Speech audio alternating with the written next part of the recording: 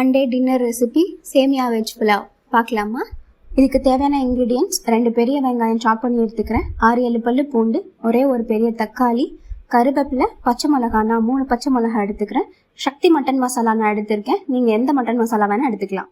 இதுக்கு தேவையான வெஜ்ஜீஸ்க்கெல்லாம் உப்பு ஆட் பண்ணி சைடில் ஒரு பர்னரில் வேக போட்டுட்டே நான் இந்த ரெசிபியை செய்ய ஆரம்பிக்கிறேன். ஒரு பாத்திரத்தில் எண்ணெய் விட்டு கடுகு, உளுந்தம்பருப்பு, கடுகு நல்லா வெடிச்சதுக்கு அப்புறமா கருவேப்பிலை சேர்த்துட்டு நம்ம குட்டியாக சாப் பண்ணி வச்சுருக்க பூண்டையும் இதில் ஆட் பண்ணிக்கிறேன்.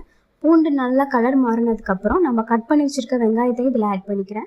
வெங்காயம் நல்லா வதங்கினதுக்கப்புறமா கீறி வச்சுருக்க பச்சை மிளகாவையும் தக்காளியையும் ஆட் பண்ணி நல்லா வதக்கிக்கிறேன்.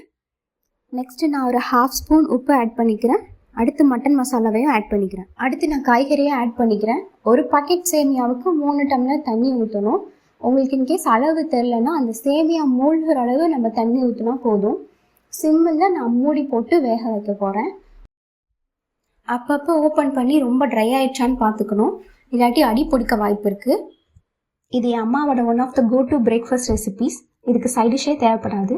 நூடுல்ஸ் கிரேவிங்க்கு இது கண்டிப்பாக ஒரு பெஸ்ட் ஆப்ஷனாக இருக்கும். ட்ரை பண்ணி பார்த்துட்டு கமெண்ட் பண்ணுங்கள். பாய்.